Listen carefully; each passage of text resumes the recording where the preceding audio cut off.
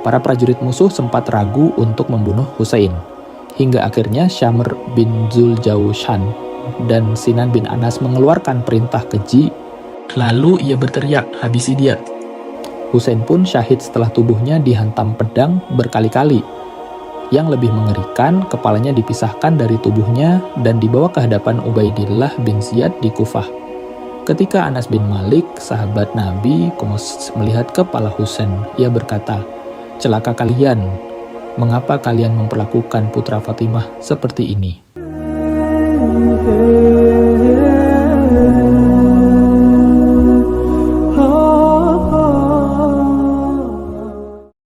Assalamualaikum warahmatullahi wabarakatuh, sahabat History Islam rahimakumullah. Hari ini kita akan mengingat kembali sebuah peristiwa yang begitu memilukan, sebuah kisah pilu yang terjadi di bulan Muharram. Kisah ini begitu menyayat hati hingga siapapun yang mendengarnya pasti akan merasakan kesedihan dan meneteskan air mata. Bagaimana tidak? Peristiwa ini menceritakan kesyahidan cucu tercinta Rasulullah Shallallahu Alaihi Wasallam, Husain bin Ali bin Abi Thalib radhiyallahu anhu, yang wafat dengan cara yang sangat keji dan zalim. Kepalanya dipisahkan dari jasadnya. Peristiwa ini menjadi saksi bisu atas salah satu kekejaman yang dilakukan Yazid bin Muawiyah terhadap keluarga Rasulullah Shallallahu Alaihi Wasallam.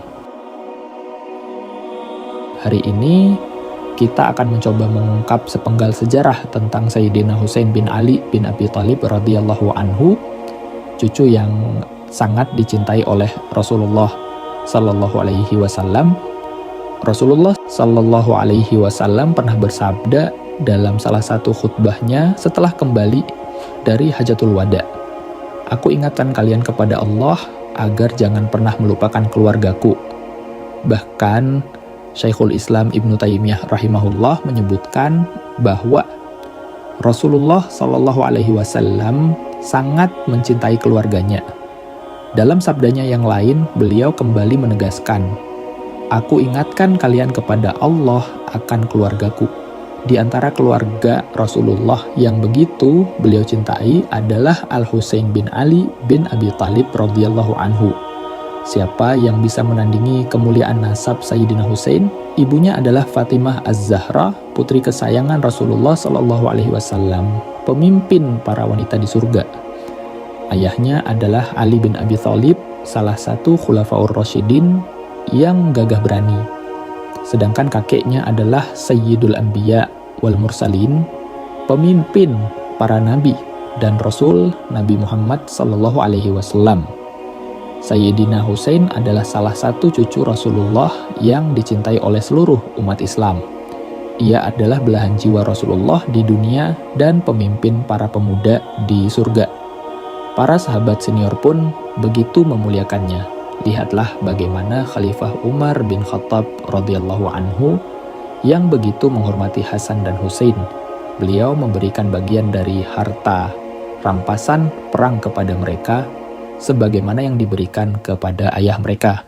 Begitu pula Abu Bakar As-Siddiq radhiyallahu anhu dan para khulafaur rasyidin lainnya, mereka semua sangat mencintai kedua cucu Rasulullah ini. Rasulullah Shallallahu Alaihi Wasallam sendiri menunjukkan kasih sayang yang luar biasa kepada mereka. Dalam sebuah peristiwa saat beliau sedang berkhutbah di atas mimbar, tiba-tiba Hasan dan Husain yang masih kecil berlari ke arahnya. Melihat itu, Rasulullah turun dari mimbar, menggendong mereka, lalu kembali ke atas mimbar. Setelah itu, beliau membacakan firman Allah, "Sesungguhnya harta dan anak-anak kalian adalah fitnah, ujian bagi kalian." Surat At-Taghabun ayat 15. Para sahabat pun bertanya, "Wahai Rasulullah, apakah engkau juga merasakan hal itu?" Beliau menjawab, "Ya, aku pun demikian. Aku teruji dengan kecintaan yang mendalam kepada Hasan dan Husain." Kasih sayang Rasulullah Shallallahu Alaihi Wasallam kepada kedua cucunya sangatlah wajar, mengingat seluruh putra beliau meninggal saat masih kecil. Mulai dari Qasim, Abdullah hingga Ibrahim, Semuanya wafat ketika masih bayi. Kehadiran Hasan dan Husain menjadi pelipur lara bagi beliau, menggantikan anak-anaknya yang telah tiada. Kesedihan Rasulullah Shallallahu Alaihi Wasallam saat kehilangan Ibrahim begitu mendalam. Beliau bahkan berkata kepada Abdurrahman bin Auf radhiyallahu anhu, sesungguhnya mata ini akan meneteskan air mata, hati ini akan bersedih, dan perpisahan dengan Ibrahim sungguh menyesakkan dada.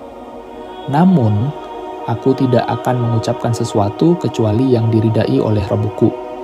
Namun, kesedihan itu sedikit terobati dengan kehadiran dua cucunya Hasan dan Husain. Rasulullah Shallallahu Alaihi Wasallam sendiri yang memilihkan nama untuk mereka. Ketika Hasan lahir, Ali bin Abi Thalib menamainya Harban.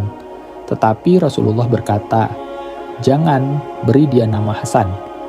Kemudian ketika Husain lahir, Ali kembali memilih nama Harban. Tetapi Rasulullah kembali berkata, "Jangan beri dia nama Husain." Ketika lahir putra ketiga, Ali kembali ingin menamai anaknya Harban. Tetapi Rasulullah Shallallahu Alaihi Wasallam berkata, "Jangan beri dia nama Muhsin." Beliau bersabda, "Aku ingin memberi nama cucu-cucuku Hasan dan Husain sebagaimana nama putra-putra seorang nabi." Dalam sebuah hadis yang diriwayatkan oleh Abu Hurairah radhiyallahu anhu, yang dikeluarkan oleh Imam Ahmad dan disahihkan oleh Syekh Nasiruddin Albani rahimahullah, diceritakan bahwa suatu ketika Rasulullah Shallallahu Alaihi Wasallam keluar dengan membawa Hasan dan Husain. Terkadang beliau meletakkan mereka di atas bahunya, menggendong mereka, dan menciumi mereka dengan penuh kasih sayang. Melihat hal itu, seseorang bertanya kepada Rasulullah, "Wahai Rasulullah, engkau begitu mencintai keduanya?" Beliau menjawab, "Ya, barang siapa mencintai keduanya, maka ia mencintaiku. Dan barang siapa membenci keduanya, maka ia membenciku." Pernah suatu ketika Rasulullah Shallallahu Alaihi Wasallam tengah bersujud dalam salatnya, lalu Hasan dan Husain menaiki punggung beliau. Dengan penuh kasih sayang, Rasulullah membiarkan mereka bermain di atas punggungnya hingga mereka turun sendiri, barulah beliau melanjutkan sujudnya. Nabi Shallallahu Alaihi Wasallam juga sering bercanda dengan Hasan dan Husain, bahkan mendoakan dan meruqyah mereka. Dalam sebuah riwayat Imam Bukhari dari Abdullah bin Abbas radhiyallahu anhu, Rasulullah pernah berdoa, "Aku berlindung kepadamu, ya Rob, untuk Hasan dan Husain dengan kalimat-kalimat Allah yang sempurna dari setiap gangguan setan dan keburukan makhluk yang berbahaya." Kasih sayang Nabi Shallallahu Alaihi Wasallam kepada kedua cucunya begitu besar, hingga beliau enggan berpisah dari mereka meskipun hanya sekejap. Suatu hari Rasulullah melihat seorang sahabat yang memiliki banyak anak namun tidak pernah mencium mereka. Sahabat itu merasa heran melihat Rasulullah mencium Hasan dan Husain. Lalu Rasulullah pun bersabda, "Mengapa engkau tidak mencium anak-anakmu? Mungkinkah Allah telah mencabut rasa kasih sayang dari hatimu?" Dalam sebuah riwayat disebutkan bahwa saat masih kecil, Sayyidina Husain pernah mengadu kepada bundanya, Sayyidah Fatimah radhiyallahu anha, "Wahai ibunda, kakek lebih menyayangi kakakku Hasan." "Mengapa duhai anakku?" sahut ibundanya Sayyidah Fatimah radhiyallahu anha, "Kakek sering mencium bibir Hasan sedangkan beliau hanya menciumku di leher." Ujar Husain dengan nada mengeluh. Lalu Sayyidah Fatimah membawa keduanya ke hadapan Rasulullah Shallallahu Alaihi Wasallam. Sampai di hadapan Rasulullah, beliau menatapnya dengan lama dan mata yang berkaca-kaca. Rasulullah pun berkata, "Putriku Fatimah, Hasan selalu ku kecup di bibirnya, lantaran ia akan wafat diracun oleh orang terdekatnya, dan seluruh isi perutnya akan terburai keluar melalui mulutnya." Sedangkan Husain, Rasulullah menatapnya lama sekali dan tak bisa meneruskan ucapannya sampai beliau menangis dan berguncang dadanya, lantas bertutur, "Sedangkan engkau Husain, ku kecup engkau di lehermu, karena engkau akan syahid dengan leher terputus." Hasan dan Husain tumbuh dalam lingkungan rumah kenabian yang penuh ilmu dan akhlak mulia. Ketika ayah mereka, Ali bin Abi Thalib radhiyallahu anhu menjabat sebagai khalifah, keduanya turut serta dalam perjuangan membela Islam. Mereka ikut dalam Perang Jamal, Perang Siffin, serta pertempuran melawan kaum Khawarij. Hasan dan Husain senantiasa setia berada di sisi ayah mereka, hingga akhirnya Ali bin Abi Thalib terbunuh oleh Abdurrahman bin Muljam, seorang Khawarij. Sepeninggal ayahnya, Hasan diangkat sebagai khalifah. Namun masa pemerintahannya hanya berlangsung 6 bulan sebelum akhirnya ia memilih untuk menyerahkan kepemimpinan kepada Muawiyah bin Abi Sufyan demi persatuan umat Islam. Tahun penyerahan kekuasaan itu kemudian dikenal sebagai Amul Jamaah, tahun persatuan, karena setelahnya perpecahan besar di kalangan kaum muslimin dapat dihindari.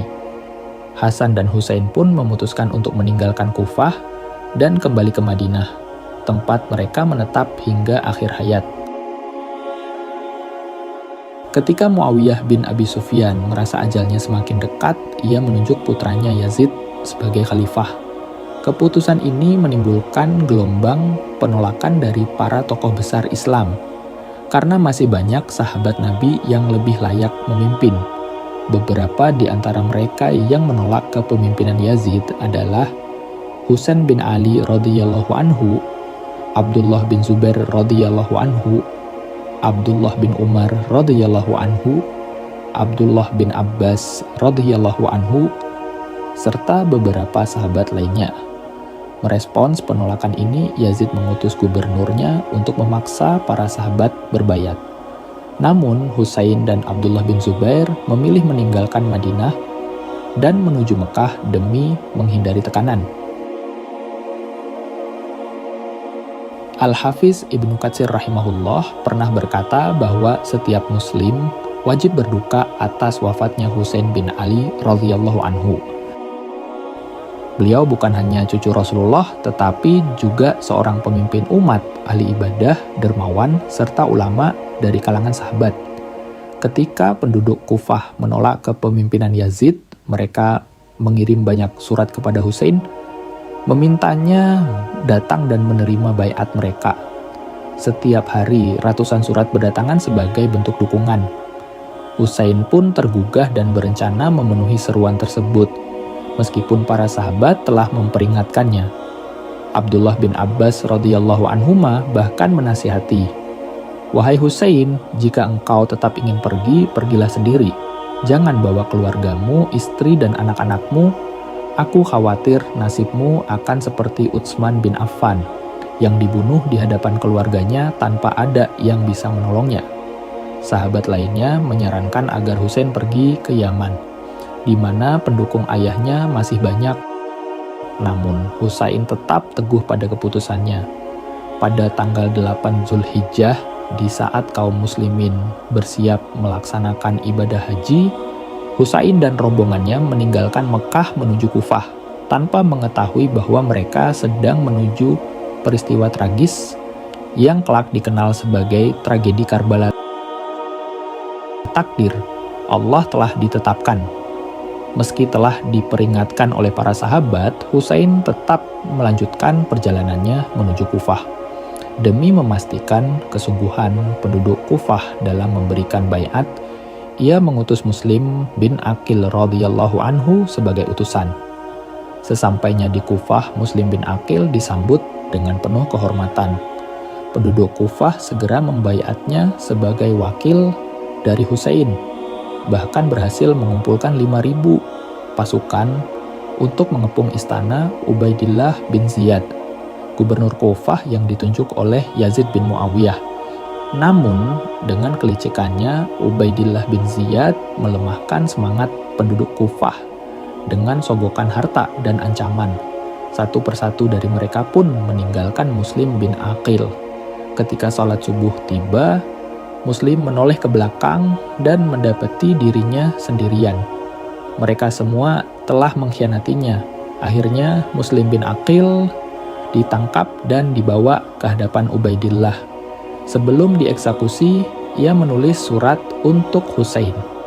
Jangan datang ke Kufah, penduduknya adalah kaum pengkhianat. Sayangnya surat ini datang terlambat. Husain telah berangkat bersama keluarganya menuju Kufah, membawa serta anak-anak Hasan, anak-anak Ali, anak-anak Abdullah bin Ja'far, serta istri-istri dan sanak keluarganya. Mengetahui bahwa Husain tengah menuju Kufah, Ubaidillah bin Ziyad mengirim Hur bin Yazid At-Tamimi dengan 1.000 pasukan untuk menghalanginya. Mereka bertemu di Qadisiyah, di mana Hur memperingatkan Husain untuk kembali. Namun, sebelum keputusan diambil, datanglah pasukan Umar bin Sa'ad bin Abi Waqqas dengan 4.000 tentara mengepung pasukan kecil Husain. Ketika Husain bertanya tentang nama tempat itu, mereka menjawab, Karbala. Mendengar itu, Husain berkata, ini adalah tempat karb, kesedihan, dan bala, bencana. Melihat situasi yang semakin genting, Husain mengajukan 3 pilihan. 1. Dibiarkan kembali ke Mekah atau Madinah. 2. Bergabung dengan pasukan muslim untuk berjihad melawan kaum kafir. 3. Berangkat sendiri ke Syam untuk bertemu Yazid bin Muawiyah. Ubaidillah bin Ziyad sempat menerima usulan ini, namun para penasihatnya, termasuk Syamr bin Zuljaushan menolak gitu. Mereka berkeras agar Husain ditangkap dan dijadikan tawanan. Husain meminta 1 malam untuk bermunajat kepada Allah. Ia menghabiskan malam itu dengan salat dan doa, berserah diri sepenuhnya kepadanya. Di saat yang sama, Hur bin Yazid At-Tamimi yang sebelumnya berada di pihak musuh, justru bergabung dengan Husain bersama 30 prajuritnya. Namun, jumlah mereka terlalu kecil untuk menghadapi ribuan pasukan lawan. Ketika perang berkobar, satu persatu keluarga Husain gugur. Bahkan putranya yang masih bayi terkena panah musuh. Dengan penuh kesedihan, Husain mengangkat jenazah bayinya dan berkata, yang membunuh bayi ini akan berhadapan denganku di mahkamah Allah. Sebanyak 17 orang dari keluarga Rasulullah gugur, termasuk Muhammad bin Ali bin Abi Thalib, Abbas bin Ali bin Abi Thalib, Qasim bin Hasan, Abdullah bin Muslim bin Aqil, dan banyak lagi. Satu-satunya anak Husain yang selamat adalah Ali Zainul Abidin, karena saat itu ia sedang sakit dan tidak ikut bertempur. Para prajurit musuh sempat ragu untuk membunuh Husain, hingga akhirnya Syamr bin Zuljaushan dan Sinan bin Anas mengeluarkan perintah keji, lalu ia berteriak, habisi dia. Husain pun syahid setelah tubuhnya dihantam pedang berkali-kali. Yang lebih mengerikan, kepalanya dipisahkan dari tubuhnya dan dibawa ke hadapan Ubaidillah bin Ziyad di Kufah.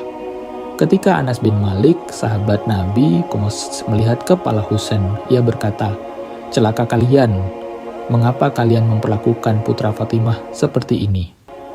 Allah tidak membiarkan kejahatan ini berlalu begitu saja.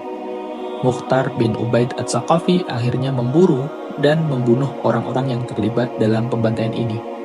Mereka semua menemui akhir yang mengenaskan, sebagaimana mereka telah menzalimi cucu Rasulullah. Perang Karbala terjadi pada 10 Muharram, meninggalkan luka mendalam bagi umat Islam. Lokasi pasti kepala Husain masih menjadi perdebatan. Ada yang mengatakan dikubur di Kufah, ada yang menyebut di Damaskus, ada yang berpendapat di Madinah, bahkan ada yang menyebut Mesir. Wallahu a'lam. Kita mengutuk kejahatan ini dan mengecam para pelakunya. Semoga Allah menjadikan kita termasuk orang-orang yang mencintai Ahlul Bait dan meneladani keteguhan serta keberanian Husain bin Ali. Dengan kisah ini, semoga kita selalu dan senantiasa mengucap sholawat dan salam kepada Rasulullah SAW dan kepada keluarganya serta sahabatnya, karena begitu besarnya perjuangan dan pengorbanan mereka terhadap kita semua. Semoga Allah selalu melimpahkan rahmat dan sejahteranya kepada baginda Nabi Muhammad SAW dan keluarganya serta sahabat beliau sekalian. Amin. Saya pamit undur diri. Wassalamualaikum warahmatullahi wabarakatuh.